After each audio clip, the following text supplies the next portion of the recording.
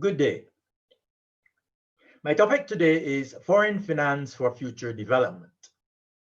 The immediate challenge for economic policy in Barbados is to restore the nation's gross domestic product to 5.2 billion US dollars, the figure for 2019.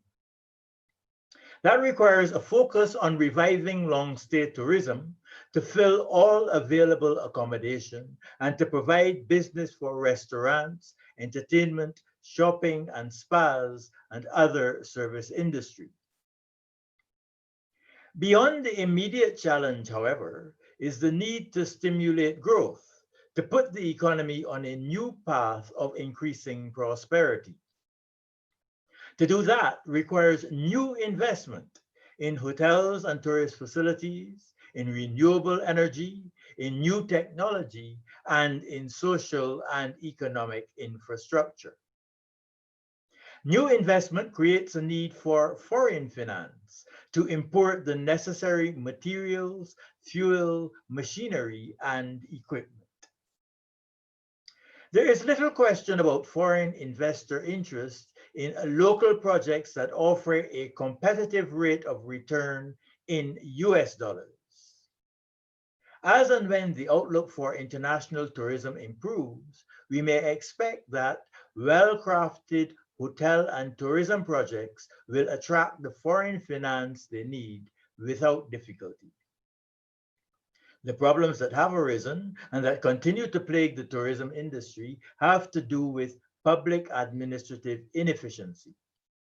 This will continue to be a drag on investment until there is a makeover of the public sector to lift performance to an acceptable international standard.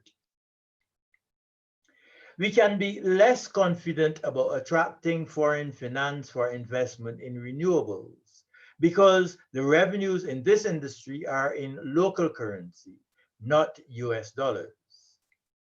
This creates an additional level of risk.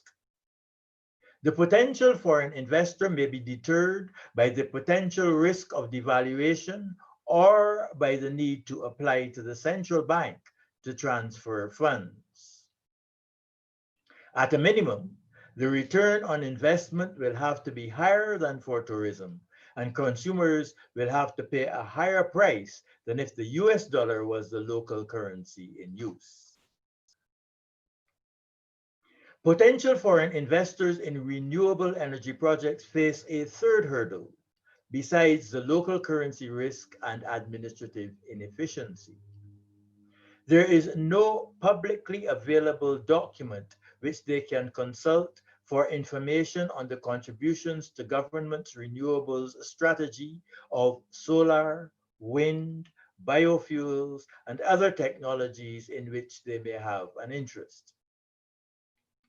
What is more, some government policies, for example, with respect to taxation of electric vehicles, are inconsistent with the government's announced 2030 target for the exclusive use of renewable energy.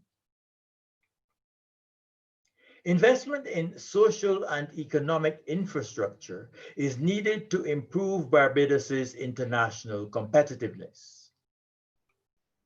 The Barbados government's poor credit rating makes it difficult to secure this foreign finance from private sources on affordable terms.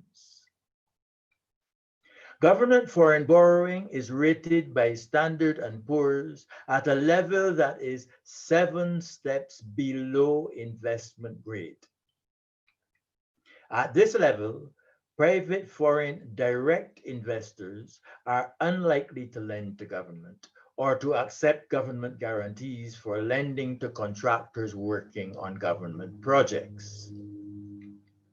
This threatens to be a major bottleneck to investment in the new infrastructure which is needed. The Queen Elizabeth Hospital lacks the electronic infrastructure required by a modern hospital. It should be replaced. The South Coast sewage system and the Bridgetown sewage system need to be modernized. The water distribution system is in need of upgrade and expansion. The quality of road surfaces needs to be improved.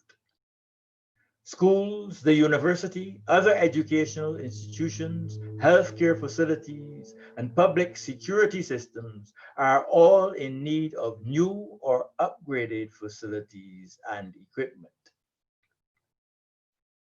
Barbados is fortunate to have foreign-owned firms providing services in electricity and telecommunications.